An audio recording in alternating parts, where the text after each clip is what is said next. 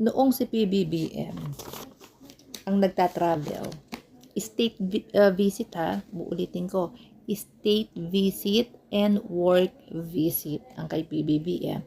At siya po ay nakikipagpulong sa mga world leaders. Okay ha. So, noong siya po ay nagta-travel para makakuha ng investment, state visit, work visit, nagre-reklamo kayo. Sabi niya, pasyal ng pasyal, gastos ng gastos. Okay? Kahit ang meeting niya is puro mga world leader. Pinakita niya nga yung schedule niya. Asan ang bakasyon dyan? Sabi niya, wala. Puro schedule po ng trabaho. So ngayon, itong si Inday. Itong si Inday nila, walang ginawa kundi mamasyal. Namasyal sa iba't ibang bansa, ni walang sumasalubong na Philippine government sa ibang bansa, officials. Walang government official from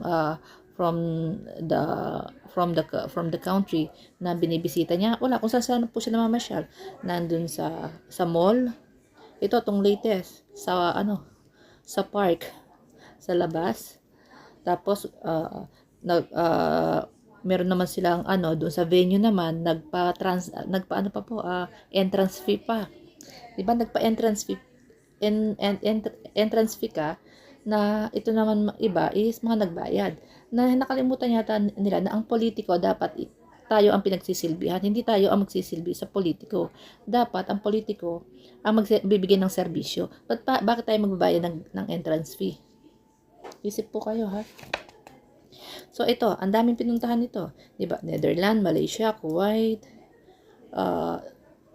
paulit-ulit sa Netherlands.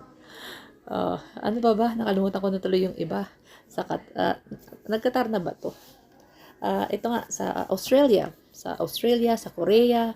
Ito po ang bago sa Paris. Ayan.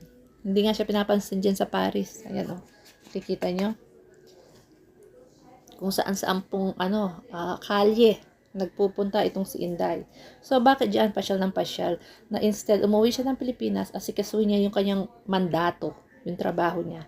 Kasi yung kay PBBM noon, nagta-travel siya. Kasi nandun po yun sa Constitution. Hindi po dahil trabaho niya yun, pero yun po yung nasa Constitution na trabaho niya, na kailangan niyang gawin. State visit, work visit. May mga resibo.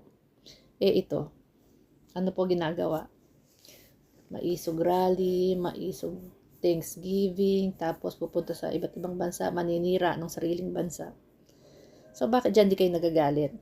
Dapat sinasabi niyo, uwi ka doon, trabaho ka. Marami ka dapat asikasuhin as a OVP. Hindi yung pupunta ka sa ibang bansa, yan, picture.